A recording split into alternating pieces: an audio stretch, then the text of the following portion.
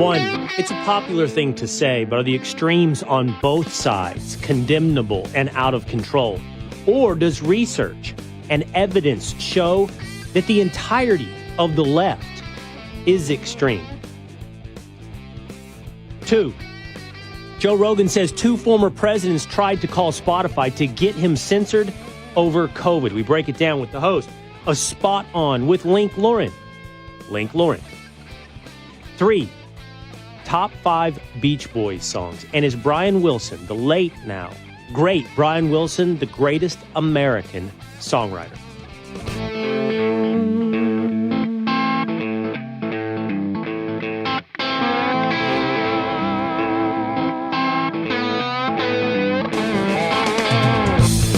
It is the Will Cain Show, streaming live at foxnews.com, on the Fox News YouTube channel, and the Fox News Facebook page. Every Monday through Thursday, we hope you join us right here at Fox News YouTube and Fox News Facebook. Set yourself a reminder. Participate in the show by jumping into the comments section. We call you the Willisha. If you're listening on terrestrial radio, we hope you will also subscribe at Apple or on Spotify. And that way, you don't ever miss an episode of the Will Cain Show. Yesterday, we spent some time talking about illegal immigration riots in Los Angeles and the arguments being made to support these riots. These riots with promise to metastasize, grow over this weekend. Dozens of cities across the United States are planning a No Kings protest this Saturday, most likely coming to a city near you, and in part funded by a Walmart heiress. There are several organizations now that we know are helping to fund, organize, and arm these protests that turn into riots. We highlighted those yesterday on the Will Cain Show. But one of the arguments that fascinates me is the argument that the United States is sitting on stolen land, that California is actually Mexico. For that matter, so is New Mexico, Texas, and Arizona, parts of Utah and Nevada. The American Southwest, actually Mexico. History south of the border isn't exactly written the way history is north of the border. History, though, is always written by the victor. And victory is the difference between stolen and conquest.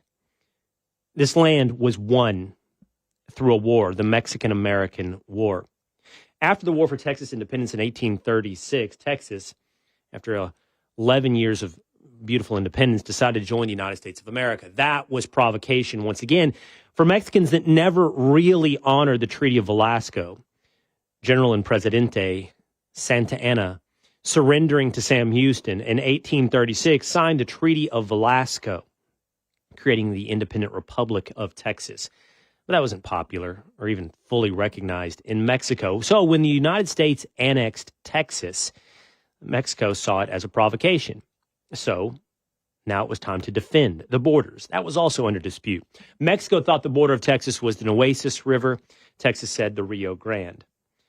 Some famous American generals participated in the Mexican-American War. It was the precursor to the American Civil War. But in the course of that war, the United States marched all the way to Mexico City. Could have, as the victor, claimed all of Mexico as the United States. And that would be an interesting thought experiment. What would Mexico be like today? Would it be overrun with drug cartels? No. What would it be like today if it were simply broken up into a couple of states of the United States of America? But instead, what happened was the Treaty of Guadalupe Hidalgo. And in that treaty, Mexico signed over the American Southwest to the United States and agreed that the border of Texas was the Rio Grande. But that's not the end of the story. For anyone that still believes, oh, how horrible, it's stolen, Mexico was compensated for the American Southwest. It was compensated, I believe, to the tune at the time of $15 million, which adjusting for inflation is, I don't know, in the hundreds of millions of dollars for the American Southwest. And you say, well, if you're compensated, how is it stolen? If you're beaten, how is it not conquest? This is the story of history. A man that goes by the moniker Roman Helmet Guy on X put it best. Mexico actually only maintained its own independence for about 20 years from the fall of the Spanish Empire. So we'd believe that 20 years was so formative that anybody living in California today who is of Mexican heritage is actually standing in Mexico. That 20 years is what defines history. So U.S., white people, return California to Mexico. Or do we all recognize the absurdity? 20 years? Maybe we just reverse history. Okay, Mexico, you get back California, but you in turn have to return that to the Spanish Empire, which maintained it for hundreds of years. Of course, that's not the beginning of history. We're well versed in colonization and stolen land. So Spanish Empire, return it to the Native Americans. That's who really this all belongs to. Of course, that doesn't really work either because you can keep rewinding history. And as Roman Helmet guy said, I guess we have to go to the Native Americans walking backwards, back over the Bering Strait into Asia, leaving North America empty, and then the land is never truly stolen, never conquest. Play this game anywhere and everywhere you want. Every civilization, every piece of turf. You can play this game. But the game is history is written by the victors. And you are and will be standing. And you will be grateful. Because nobody actually protesting Los Angeles wants to return to Mexico, that it is the United States of America. It all highlights the insanity, but it is an insanity that is getting pervasive. Perhaps even uniform on the left. Think that sounds partisan? Listen to the science. Story number 1. Chicago Mayor Brandon Johnson speaking yesterday about ICE enforcement of our democratically elected representatives over our democratically elected laws, namely illegal immigration, has quite the picture to paint for you on what you're seeing. It's a picture, he says, of the Confederacy. They are absolutely terrified. And look, I remember a few stand-ups ago when I talked about what terrorism looks like. This is it. There should be no question to what our country would look like had the Confederacy won. We're seeing it on full display. There should be no question about what our country would look like had the Confederacy won. We're seeing it on full display. You're talking about, says Chicago Mayor Brandon Johnson, terrorism, the enforcement of our laws. Now, we've played for you sound over the last couple of days of common sense Americans going, I couldn't do this in Mexico. I couldn't do this in Russia. And a bus ticket or a plane ticket back to my home country would be a pretty generous response if I illegally moved to Russia. I might end up in prison for 30 years or maybe the rest of my life. But this, to Brandon Johnson, is terrorism. And the real life alt history of what would have happened if the Civil War had been won by the South. He's in a rhetorical death loop. That's what he's in, a rhetorical death loop. Got to ramp it up. Got to get more inflamed. Got to get more ridiculous. And the next politician that comes along has got to top him. It's a rhetorical death loop. Death for logic and clear thinking, but also death for the Democrat Party. Death for the left. And I'm going to explain. Because we're tempted to go, oh, he's extreme. Oh, that's on the far ends of the spectrum. Will, that's not Democrats. Will, that's not the left. Isn't it? Tim Pool on the Trigonometry podcast really had a fascinating argument. Listen to Tim Pool. And I can say, look, the right, they're completely insane. Look at these nutbags on Twitter. You'd be wrong. Really? Yeah. RFK Jr., former liberal. Tulsi Gabbard, former liberal. Donald Trump, former liberal. Elon Musk, former liberal. Colin Wright, former liberal. Tim Pool, former liberal. How is it that the popular vote winner, Donald Trump, was a Democrat up until his first term? That Tulsi Gabbard, DNI, former Democrat, that I supported in 2020. I never voted Republican. I didn't like Republicans. And now the Republican MAGA movement, not the neocons, is an eclectic bunch of diverse views which debate each other. How is it that Charlie Kirk, Christian conservative with one of the largest conservative platforms, invites moderate pro-choice Tim Pool onto his stage for his biggest event of the year to discuss those views to the public? On the left, what do you think would happen if you went and opposed their views at a public forum? You'd be threatened with violence. You would be threatened with violence. There's more I want to share with you in him explaining that argument. But in case you think Tim Pool, who is self-described as a former Democrat, popular YouTube host and podcaster, is simply spouting off MAGA alt-right talking points, and I think that would be a hard proposition for you to defend. Alt-right, MAGA, far-right, monolithic, I think it would be hard for you to defend with the case he already just began to lay out. Tulsi Gabbard, RFK, Donald Trump. In case you think that's just schlock, I want to share with you a study from the British Journal of Social Psychology. It's entitled Attitude Networks of Intergroup Realities, using network modeling to research attitude identity relationships in polarized political contexts. I want you to take a look at this chart. If you're listening on Spotify, Apple, or on terrestrial radio, I'll explain this to you. The headline reads, there is more diversity of thought on the political right than on the political left. And the diversity of thought is graphed, visually represented, blue and red, on two sides of your screen. The subhead reads, although they pride themselves on open-mindedness, liberal thinking actually coalesces around a very narrow set of opinions, whereas the right diverges widely. This graph, again, as visually illustrated, shows the diversity of thought on the left. It's literally screen left, blue. And I don't know, what do we say? For your visualization purposes inside your mind's eye, let's say that is about the size of a dime, meaning the variance of viewpoints scattered around, plotted on the left, is about the size of a dime. And as you move right, and as your viewpoints begin to adopt or veer into what is traditionally called the right, you see a scattering of viewpoints now. The starburst much larger. If the left is visualizing your mind's eye by a dime, on the right, you're well beyond a $50. You're talking about a baseball-sized star graph as compared to what you see on the left. All over the place, right views, debating itself, disagreeing on a whole host of issues. So I ask you, is Chicago Mayor Brandon Johnson extreme and unrepresentative?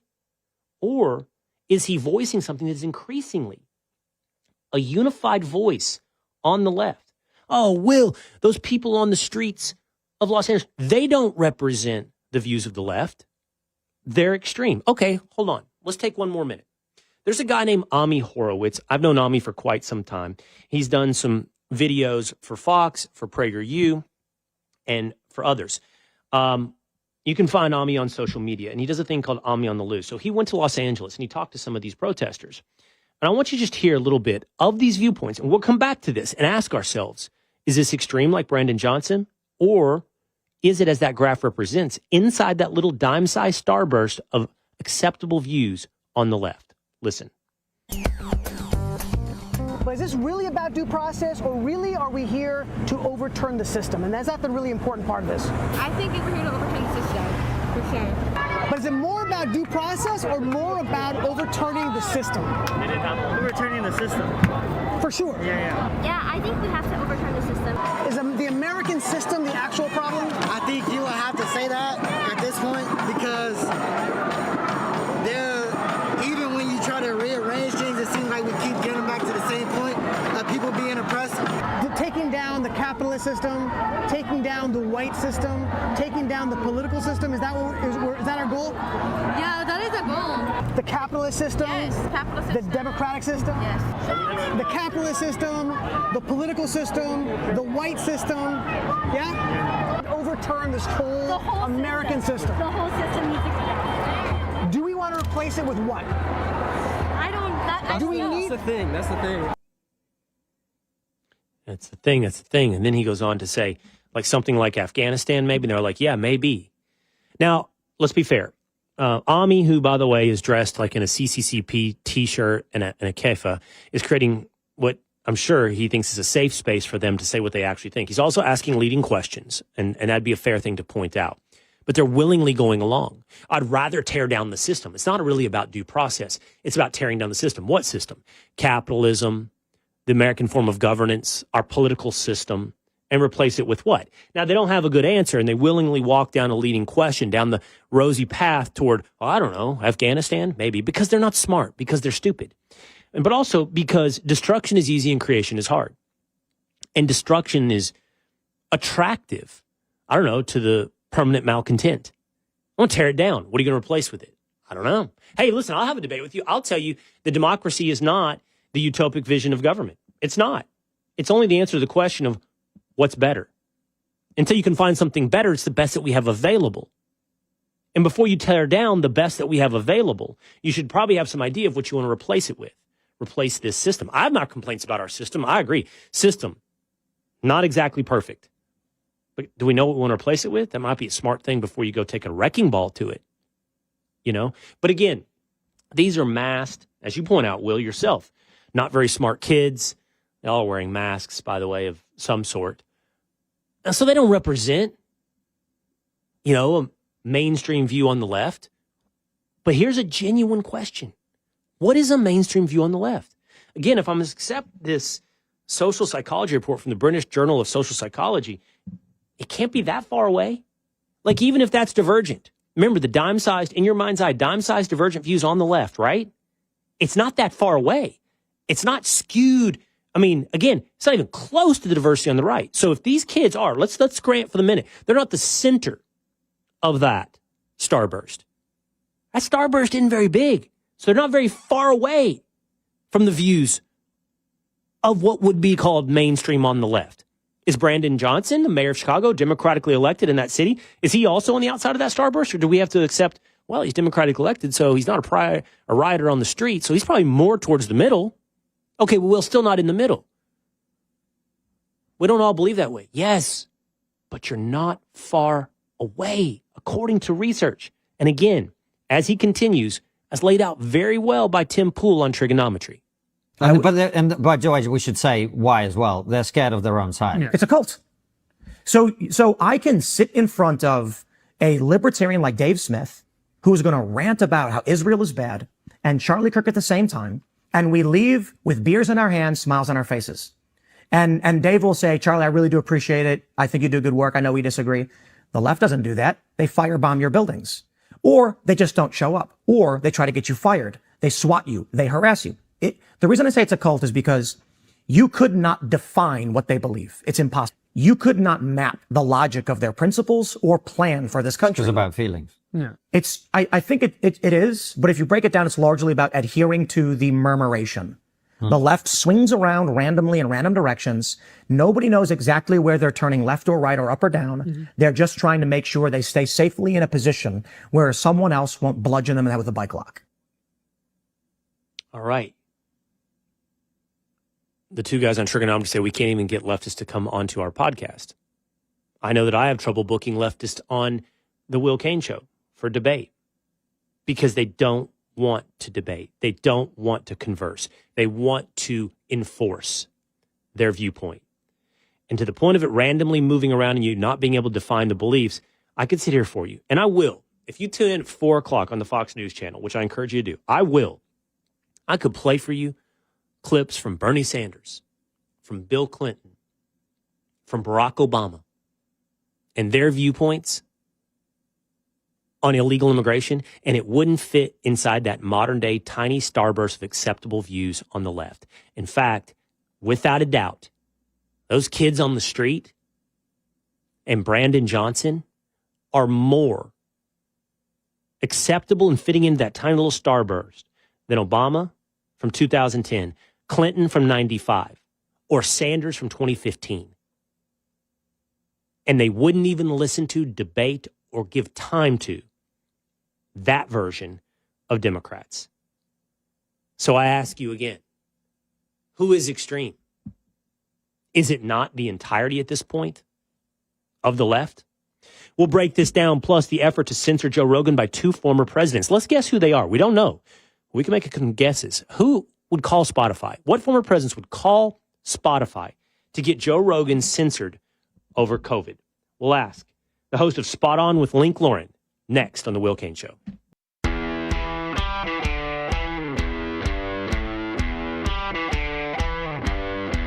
Am I being predictable when I think I'm being random?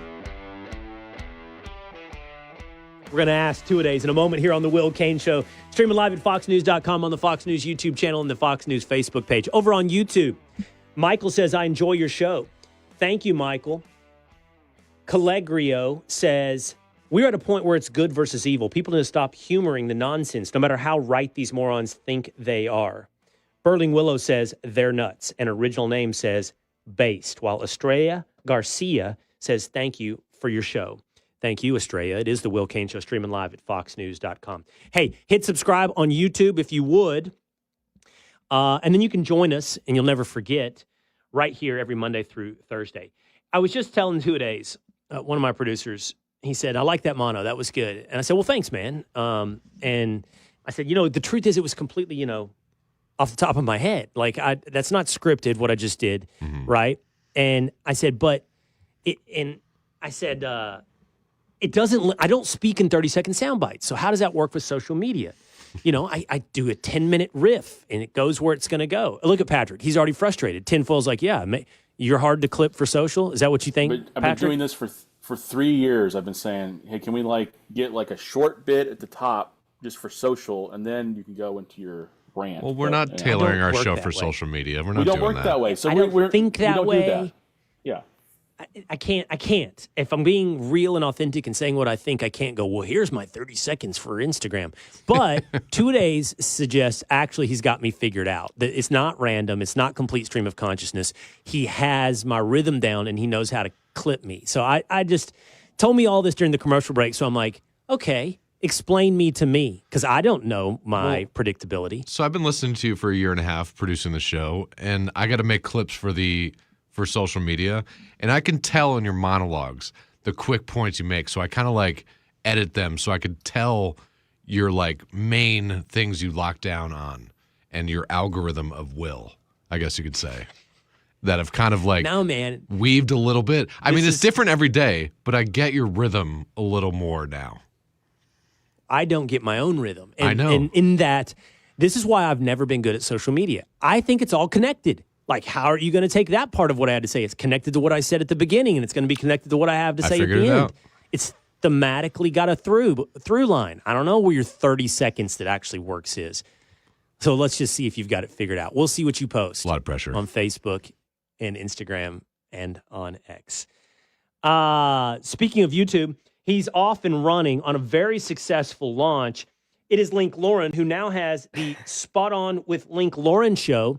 And as I've been told by some mutual friends that we enjoy, already racking up subscribers very successfully on YouTube. What's up, Link? Hey, Will. Great to see you. I haven't seen you in so long, and thank you for hyping up the show. That was very kind. Thank you. Yeah, well, it's all true from what I hear. Yeah, you're off and running on YouTube. Share some of those subscribers with us here at the Will Cain Show. And it's nice of you to join us there from whatever, Lake Champlain in Vermont, whatever your background is of mountains, pine trees, and a lake. Well, there was a full discussion. What background should we have today? I said, let's do the mountains. We're in the mountains, Rocky Mountain High. We're listening to John Denver, so we did the mountains. You are coming to us broadcasting from Colorado? No, coming to you from Wyoming.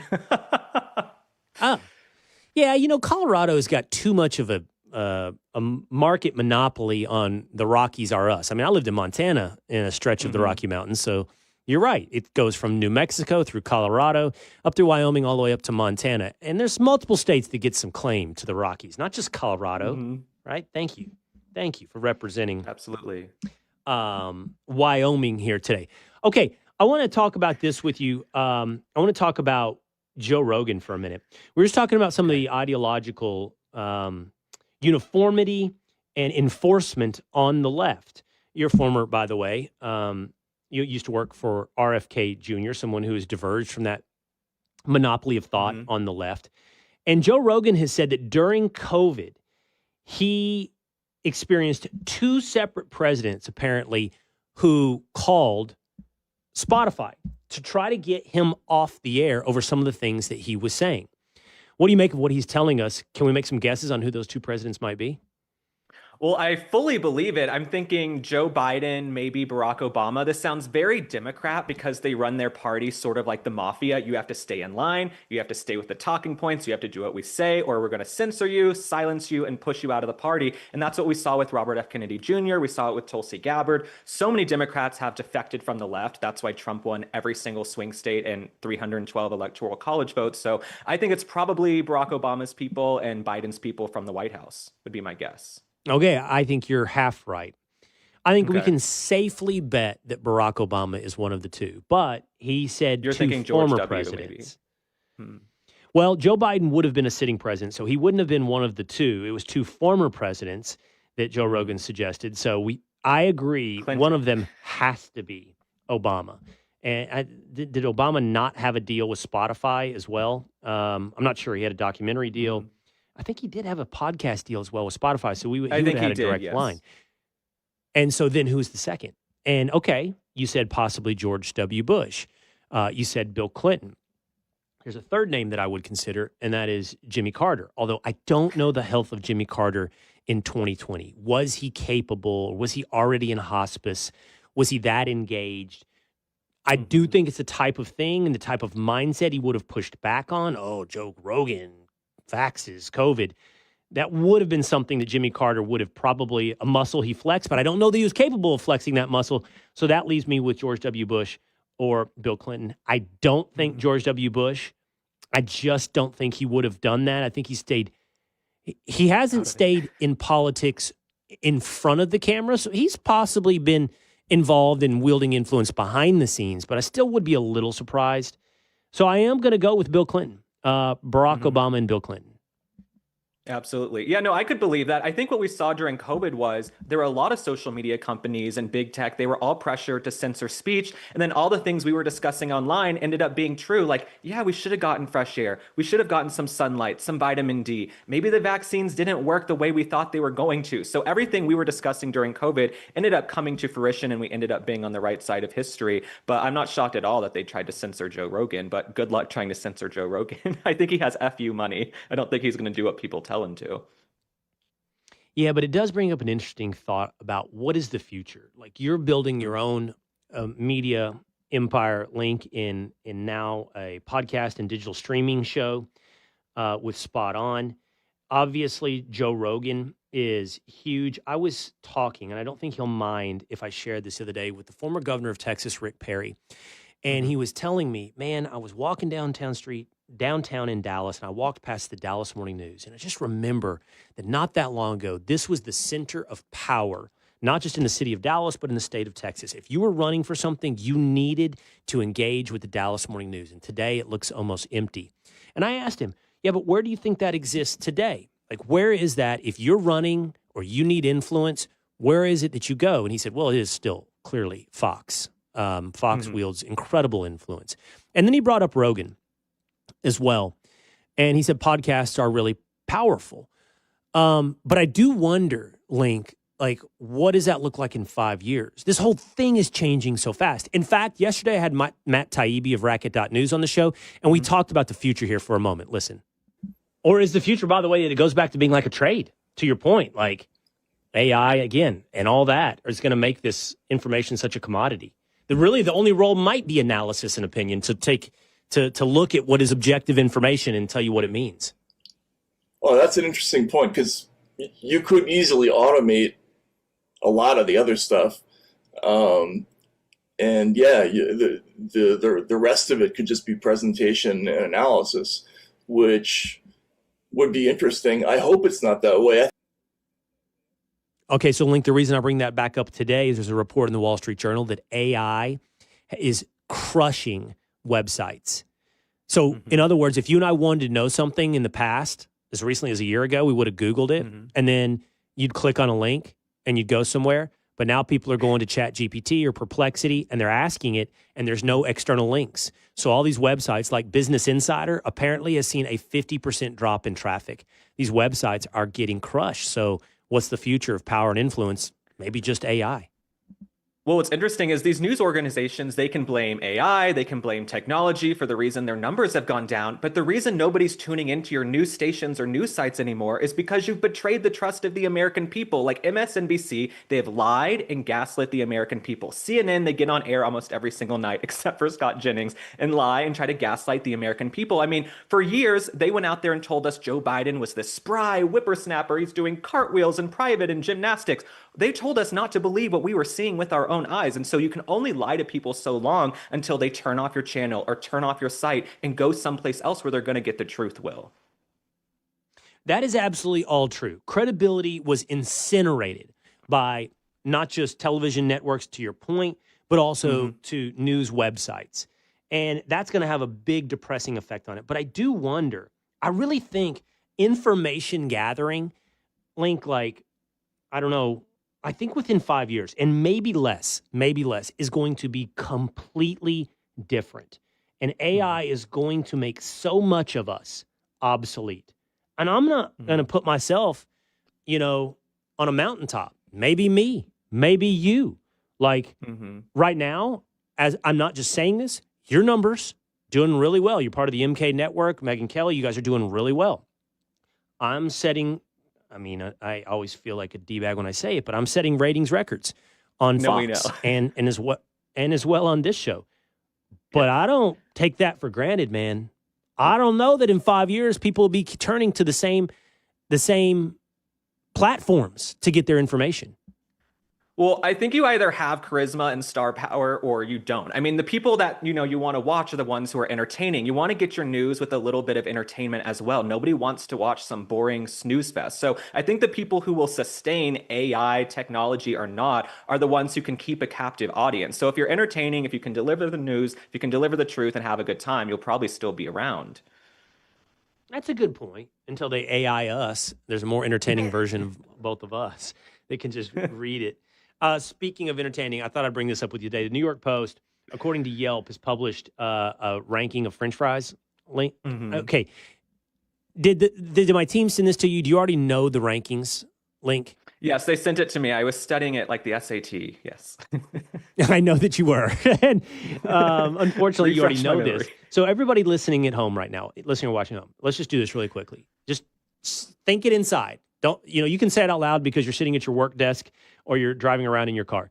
Who's got the best French fries? All right, just think it. Now we're all going to say it together. You know what the answer has been.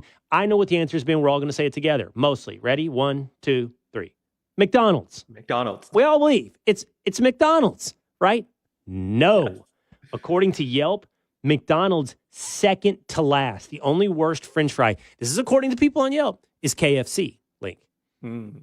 Okay, if we're having this debate about who has the best fast food French fries, it has to be McDonald's, but there's a caveat, okay? They have to be fresh, hot, piping hot fries with a ton of salt. And then they have those fries that are down in the bottom of the bag, when you're on a long road trip.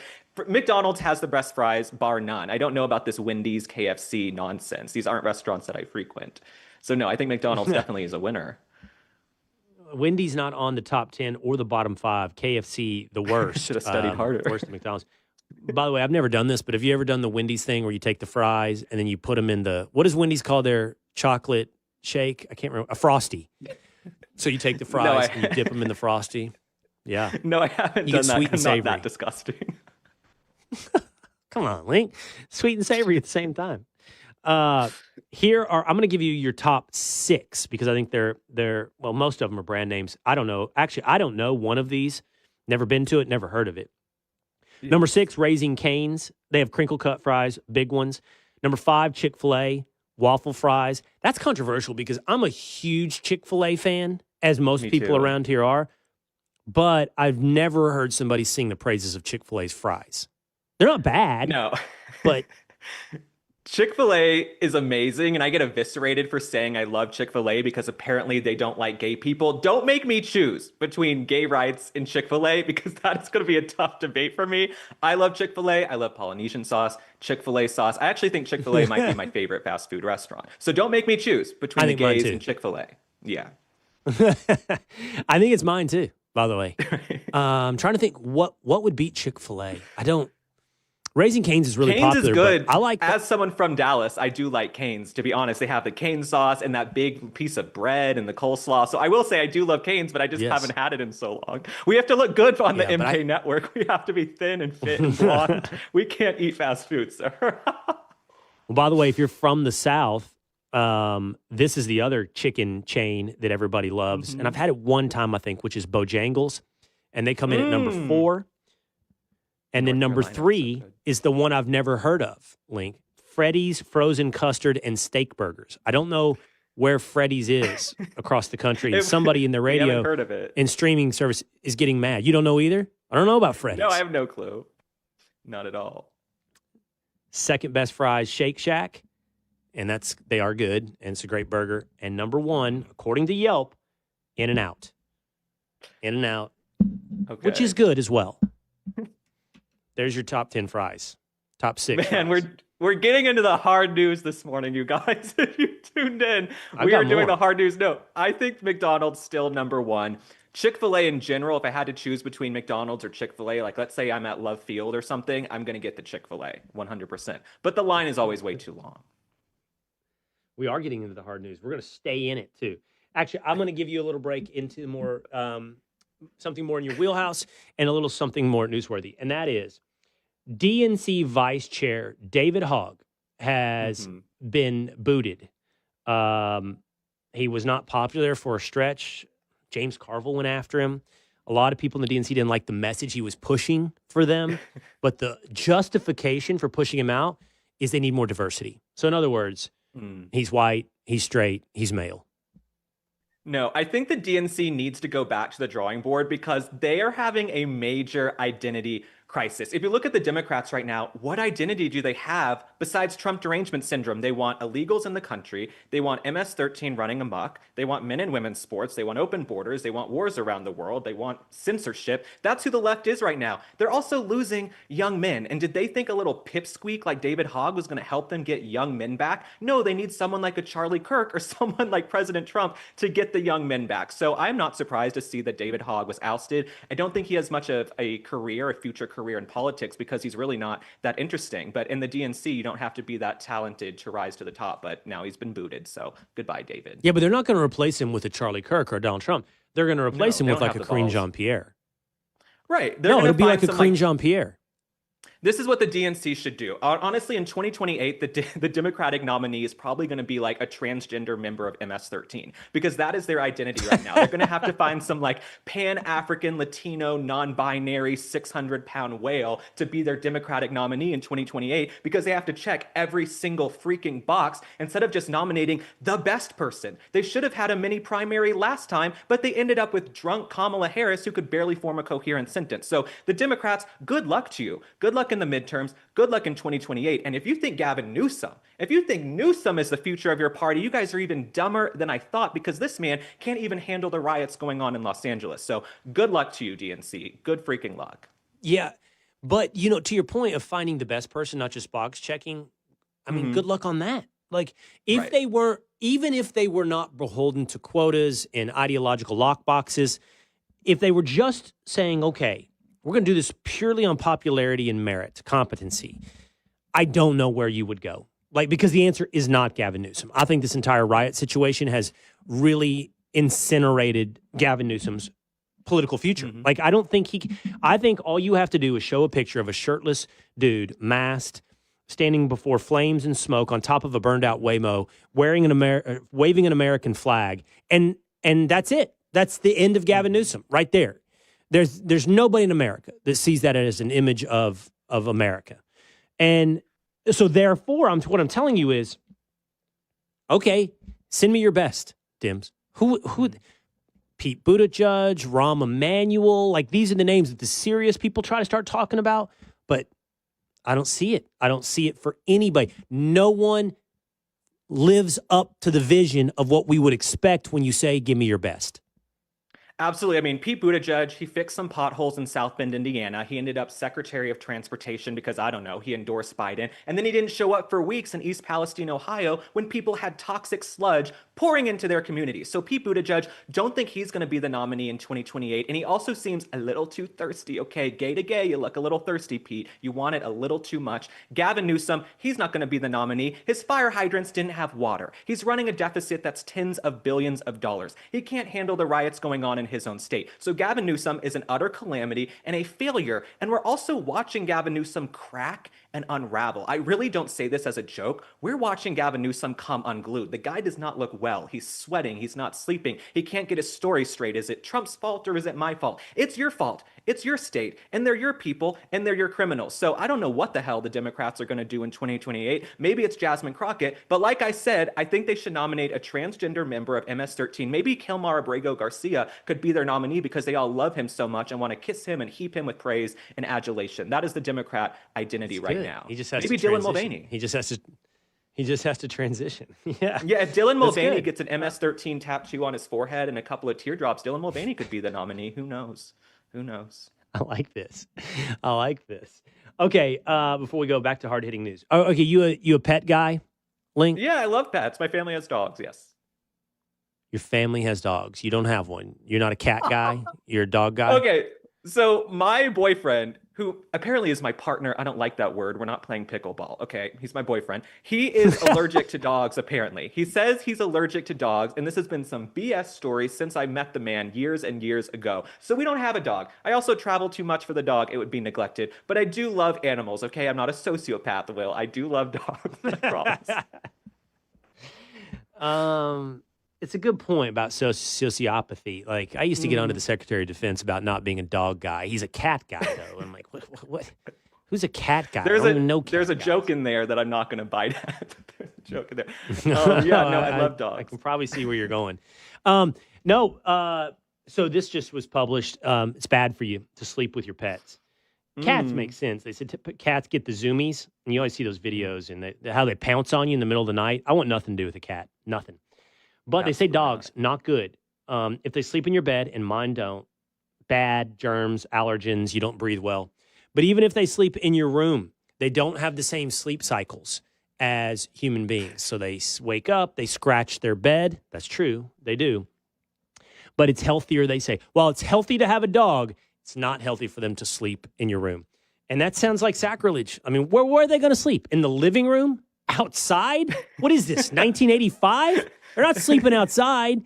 I feel like it's a minor victory they're not in my bed. No, we're not supposed to sleep with our pets, man. I've been to bed with a few dogs in my day. So I don't know about this study. I don't know about this, man. I think you should sleep with your pets. I mean, in my family, we always worship our dogs. I think my mom sleeps with her dogs every single night, which is probably a problem for her boyfriend too. But yeah, no, I love all dogs. Let them sleep in the bed. Don't leave them in a crate or in the other side of the house. Make them a part of your family. And I don't buy all this, it's disrupting your circadian rhythms. Are you that light of a sleeper? Get over it. Get over it. Grow up here. I think in the room, not in the bed. That's my health advice. That's Will Cain's health advice. In the room, not in the bed. Before we go, hey, Link, I heard you're a musician. I didn't know that. Or it was, at least at one time, a musician. Yes, no, I went to NYU. I studied music business, and I was in a show at Carnegie Hall with Vanessa Williams and all these people. So yeah, I have a whole past life. Definitely listen to music. I'm a recovering theater kid. That's how I ended up here. You and the rest of media.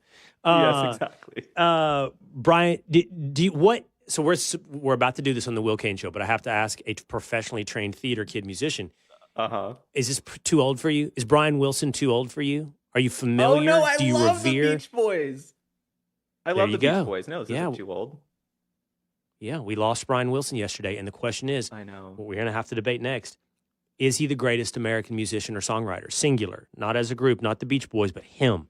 And if not, who is, if not Brian Wilson?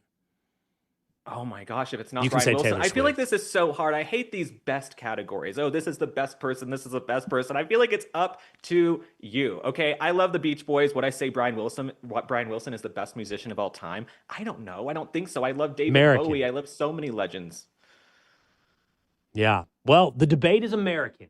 And the funny thing is, if your only exposure to Brian Wilson is the early Beach Boys, you don't fully appreciate, not you, Link, you don't fully appreciate exactly what a musical genius he was. And it would, as it's commonly said, there would be no Sgt. Pepper's album for the Beatles if not for Brian Wilson. We're going to explain coming up on the Will Cain Show. All right, check him out at Spot On with Link Lorne. It is Link Lorne. We appreciate you being with us today, Link. Thank you so much, Will. I'll see you again soon. Thank you so much. Okay, take care, man. All right, so if it's not Brian Wilson, who is it? Plus, my top 5 songs from the Beach Boys. Next on the Will Cain Show. A bracket. Everyone loves a bracket on the greatest American musician of all time. It is the Will Cain Show, streaming live at foxnews.com, on the Fox News YouTube channel and the Fox News Facebook page. If you subscribe to our YouTube channel, then you set a reminder.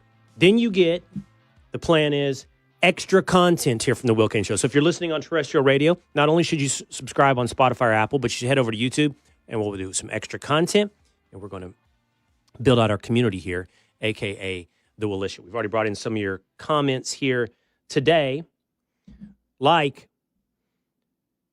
Michael Hamilton over on YouTube, it says, okay, so now they're openly calling for an insurrection in the first 30 seconds of the video, talking about our video from our friend Ami Horowitz. Yes, the left is calling for, the rioters are calling for, tear down the system. If you missed any of this, I think we made a pretty compelling and interesting case about data that represents the ideological lack of diversity on the left. And if it's not diverse, how much does the extreme actually define it? How much does a kid saying tear down the system, or Chicago Mayor Brandon Johnson saying, we're seeing what would happen if the South had won the Civil War, actually represent the left? If you're on the left and you're in the comments section, or you're a member of the Brooklyn Brunch Crew, go ahead and make your case on how you are so ideologically different than that kid in California. We lost Brian Wilson, the man behind the engine of the Beach Boys, yesterday. He died at the age of 82. A lifetime of mental health issues, drug abuse, addiction, food addiction. He was in some ways abducted by his therapist who held power of attorney over him. He had to be rescued by his family after many years of not being in control of his own life. And yet, a genius, a musical genius as lauded by everyone who knows anything about music. Both Tinfoil Pat and Two-A-Days Dan fashion themselves as much greater musical geniuses than do I. I never put music at the top of my list of expertise. But we have a bracket, right, Two-A-Days? We do. You today have for us a little bit of a competition to answer the question, is Brian Wilson the greatest American musician of all time? Yeah, we'll do a little music for this one, if that's all right with you. So we're going to do round by round. So there's a few rounds of different types of why they're the best of musicians. So round one is melodic genius. So first off, we're going to go Brian Wilson up against Billy Joel. One guy made you cry in a surfboard. The other made you cry in a bar. So who's a better melodic genius? Brian Wilson. Melodic. So that means like melodies of a song, like a chorus or a verse, and singing, the melodies of the singing. Who's better? Right. Billy Joel, Brian Wilson, or the Beach Boys? Okay, recency bias is always very hard to overcome. Billy Joel, of course, 80s and 90s. I think he started in the 70s, right? He did. But Brian Wilson, while he spanned decades and decades, most of what we know of, the biggest hits, are 60s, 70s, and maybe a little bit of 80s, assuming he was involved in Kokomo, which, by the way, is a great song. What? But Kokomo's a great song as well. Sure. You don't He like wasn't it when it involved comes in on. Kokomo. Sure. He wasn't involved in Kokomo. Well, I still love it. Sure. We'll give credit to Al Jardine and Mike Love. Pretty sure he wanted And to kill that song. Give credit but- to the Beach Boys. I love Kokomo, too. Didn't make my top 5, thank goodness, because you musical snobs would have crushed me. Yeah, it would have. But I was just giving facts. that's all. Bermuda, Jamaica. No, I'm cutting your mic. I want to make a Cutting your mic. Mute. Bahama. Come on, pretty mama. You would like that song. Come on, you can keep going. Key Largo, Montego. I know you want to Baby, go. Why don't we go down to Kokomo? We'll get there fast and then we'll take it slow. Wow, we're losing viewers Can't stop. really fast. Once you get started, you can't stop. It's like a Lay's potato chip. You can't just eat one. Once you get started on one line, you have to keep going on Kokomo. I challenge you listening at home. Just sing one line of Kokomo and see if you can stop. You got to keep going. Can't do it. Okay, I believe, and I outsource some of my judgment on this. I'll readily admit, okay, two things for me. Billy Joel, people are going to get so mad at me when I say this, is a little bit like Bruce Springsteen. Not as much. What I mean by that is this.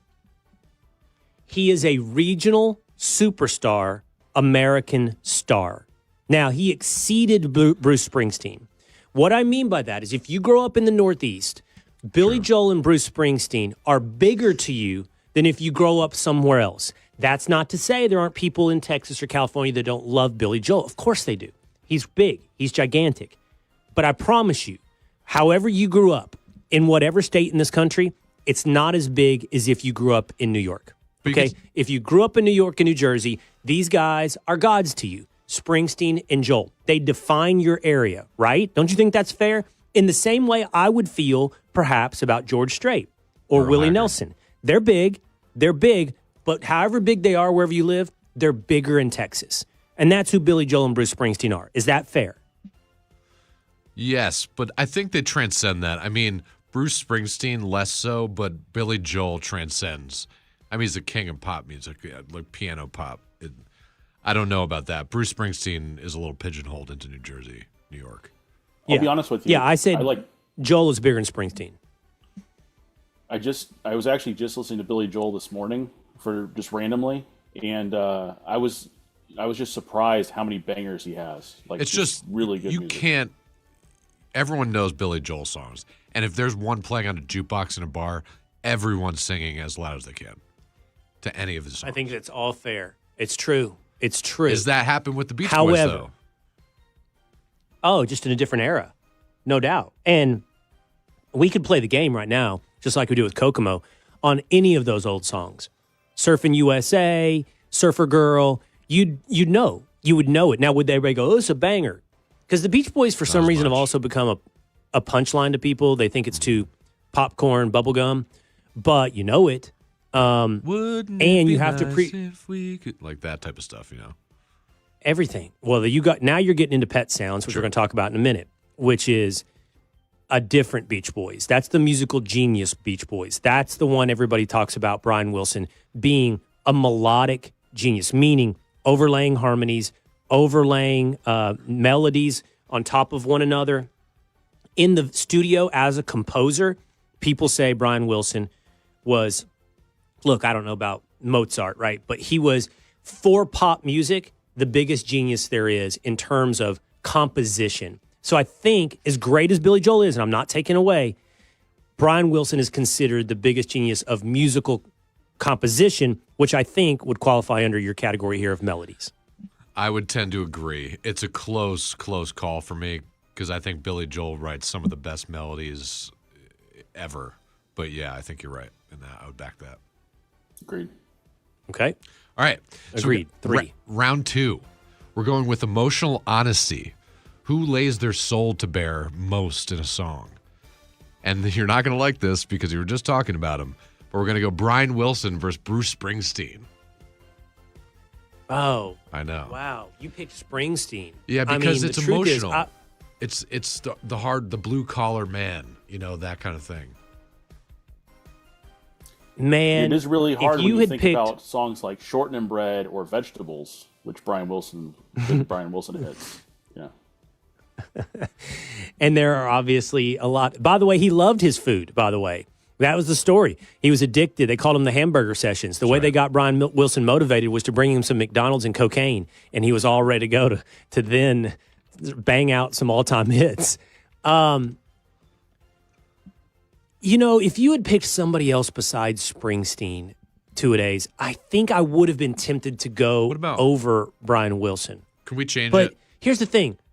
I think Springsteen does believe in a lot of that blue-collar stuff, but I also think he's a fraud in a lot of ways, and that he's played that imagery for commerce. I'm not saying he didn't start there, but that's his bit, you know, and he's far from it. That's not who he is anymore. Yeah. He's an elite. And I get it. Like listening to, you know, I don't know, Little Deuce Coupe doesn't sound like the deepest song in the world. But as Brian Wilson got more control over his music and the way he was so tortured, they say that, like, whatever, God only knows. That stuff is like him actually pouring himself in, his emotional depth into those songs. And so I'm going to give it to Brian Wilson over Bruce Springsteen. But that being said, on this category, I think you could have picked someone else that would have beaten Brian Wilson. How about this? How about James Taylor? I think James Taylor is a better representation of that as an American songwriter. He's deeply emotional. And pouring his emotion into it? Pouring his emotion into a song. Fire and Rain, dude, that is one of the best songs ever written. Emotional. Man, am I being ridiculous if I say, like, you know who I hear emotion in is like Chris Stapleton. Like that's like a man, it sounds like bearing his soul in his music. I don't know. That might be his James voice, Taylor. but yeah. It might be his voice. That's true. As opposed to his writing. Yeah. Mm-hmm. Okay. I will give this to the field at large. I will submit that Brian Wilson doesn't become the number one in America for bearing his emotional soul in his lyrics. In his lyrics. Because I do think he was more about the music than the lyrics. Exactly. That's correct. I agree. All right. Round 3, cultural impact. Whose music reshaped America in a bigger way? Do we have Brian Wilson or Bob Dylan? This is a tough one. Reshaping America, I don't think it is. Cultural impact. Like, I'm tempted to go Brian Wilson quickly. Sure. Now, I'm actually a Dylan fan. Mm-hmm. I like a lot of that stuff, and I know that, you know, he was a bridge from, like, you know, 50s type music that was much more shallow into deeper poetry, songwriting, folk music, and then ultimately bringing in electric and guitar into that. But okay, I've said this before, and I find this fascinating. I talk about it with people a lot. Like, my mom the other day said about my son, who's a junior in high school, like, he's not thinking about going west at all. Now, I want him to go to college in Texas, but to the extent he's looking out of state, like everybody else, he's looking at the SEC. He's looking at the South. No one thinks of USC. Where I went as much, Pepperdine, you know, Arizona. The West had such a cultural pull for so long in America that no longer exists, and I think a huge part of that cultural pull was the Beach Boys. Like, they made everybody in America think about surfing. That became such a huge thing. And, of course, it went on from the Beach Boys and grew, and California became its own thing, huge beyond that. But I think the Beach Boys were huge in pointing the nation's focus west, like towards California. Yeah. And by the way... It was the whole vibe. It was the vibe. Yeah, and I don't know if this is where we bring it up, but this is where we start talking about pet sounds and their cultural impact on the rest of music. The next topic is, but yeah. Which Dylan had as well, but it's probably... Am I just doing it because he died yesterday and I want to say Brian Wilson and everything? I think it might be Brian Wilson. Go ahead, Tinfoil. Yes. So I think you're right. I mean, like, because Brian Wilson did have an impact also on, you know, the Beatles, like you kind of mentioned. But Bob Dylan, you know, had an impact on folk music in general and, like, early rock. He changed according to, it. like, Paul Simon. You know, like, Paul Simon was like, oh, no, Bob Dylan, without Bob Dylan, we wouldn't have, you know, a lot of the direction that they went in as well. So... he also covered, you know, Jimi Hendrix covered one of his songs, which was a big, you know, hit. So Bob Dylan changed the entire musical landscape in America. It started with folk music, and then he changed everything after that. So I mean, it didn't stop. By the way, do you think it says something about the Beach Boys, like that? You just said Jimi Hendrix covered Bob Dylan. Nobody covers the Beach Boys, right? Can you think of any? In other words, like, how do you do it? How do you do it better? It's like music that you don't repeat and make better in some way. You could play a Billy Joel song on piano, but you can't redo Beach Boys. You could never. No one else could touch Good Vibrations, except Marky Mark. And I didn't know we would talk about him today. Do it. You can't do it, right? There was something else about Brian Wilson versus Bob Dylan I was going to say. They're both influenced by your latter-day images of them. Like Brian Wilson has, and I'm not saying this is true, though, everybody has this image, oh, he's this overweight, you know, manic-depressive, kind of goofy-looking, and undercuts his genius. And Bob Dylan, who I've seen in concert because I am a fan, if you've ever listened to him, undercuts his own genius. Yeah. Like, you go listen to Bob Dylan live, and you're going to be like, I don't think I do like Bob Dylan. Like, you just listen to his old stuff, stick with the way it sounded originally, because the way he's doing it now and has been doing for the last couple of decades is horrific. Yep, agreed. All right, moving on.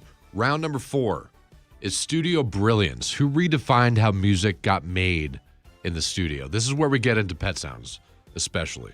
So we're going with Brian Wilson versus Prince. And this is a hard one because Prince did a lot of things. Prince is great. First, Purple Rain, all those different things. He redefined what it meant to make a studio album. But Brian Wilson did that with the Beach Boys in the 60s already. So did it first. Exactly. Right.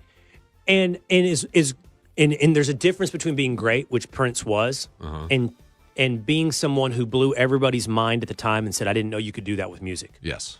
Or I didn't know you could do that with pop music. I didn't know you could and make that's your what he guitar did with sound Pet like Sounds. that. Yeah. Right. That's what he did with Pet Sounds. Not all the other songs we've been talking about, but the Pet Sounds album, which, by the way, tanked as well at the time, right? And it blew everybody's mind, including the other Beach Boys. They're like, what is this? This is... And he basically did that by himself, I think. Like, he did it all by himself. Right. And he's holed up with a piano and then a band and layering stuff on top of each other and comes back. And it was so influential, they said, and you can tell us better than me two-a-days, but when the Beatles heard it, they were like, we got to change. We got to get better. Yeah, Paul McCartney basically said we have to completely redefine what we think we're doing when he heard Pet Sounds. And that was Sgt. Pepper, which came out. But Paul McCartney was blown away. They didn't admit it at the time because they were directly competing because the Beach Boys were huge in England also. So they were directly competing. But yeah, it was just completely impactful on what happened to the Beatles. Maybe even broke them up. Who knows? So Brian Wilson. Yes. I would say Brian Wilson, but Prince is just, he's the closest I could think of to be the next person to really do that. All right. Is that it for our categories? One last round, if that's okay with you. Influence on future artists. Whose legacy looms larger in today's music? We're going Brian Wilson, who, people like sample, or we're going Tom Petty, who really redefined Americana, heartland rock music, all that kind of stuff. Who impacts artists more now? Brian Wilson or Tom Petty? I love Tom Petty, but So do when I. you say impacts musicians now, Yeah. are you talking about how much they sample them or copy them? No, like what he did, like writing styles, what he did in the studios, that kind of thing. Tom Petty's more of the sound. He's like the blueprint for, Americana rock and things like that. Rock bands, Right. Kings of Leon, Killers, all that kind of thing. Right. Well, I don't think many modern musicians go into a studio and go, let's do something like the Beach Boys. Like what the Beatles did then, I don't think people are doing that today. And Radiohead? You have to play the game of extrapolation. Well, then how many people said, we got to do what the Beatles are doing? And then from that, keep growing, because Brian Wilson's sort of the starting point of that. But I guess you hear, and this is where I'm an idiot, I'm a musical idiot. Like, you hear more Tom Petty-ish music out there than you do Beach Boys. I would agree with that, but I think just in terms of style and things you may not listen to, it's more like indie music. I think Brian Wilson impacted the most. Like guys like Tame Impala, that you might not know, but yeah, he has Beach Boys and Brian Wilson has a huge impact on a lot of modern indie music. The two people to me in American music that like had the most impact and influence on people that I hear over and over again are Brian Wilson and Paul Simon. Yeah. Like even on punk music. Sure. It's crazy how much influence they have. Yep. Brian Wilson on punk music or Paul Simon or both?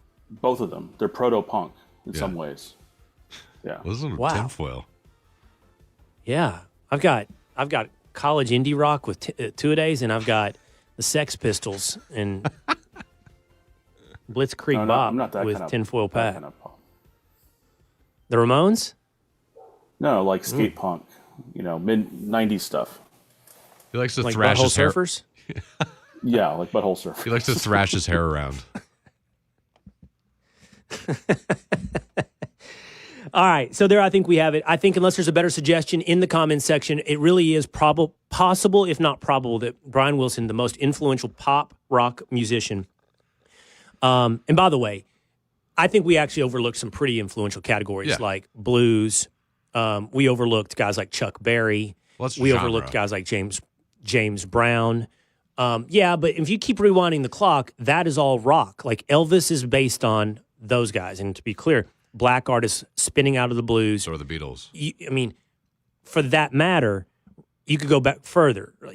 Lightning Hopkins, Muddy Waters, Robert Johnson. You keep going back, and you're like, that's where it really gets. I got into the blues for a while and started rewinding the clock on those guys. Are you sad? See, I love B.B. King. I just love B.B. King. When B.B. King plays the guitar, it's like, oh my God. I mean, The Thrill Is Gone is one of the best songs.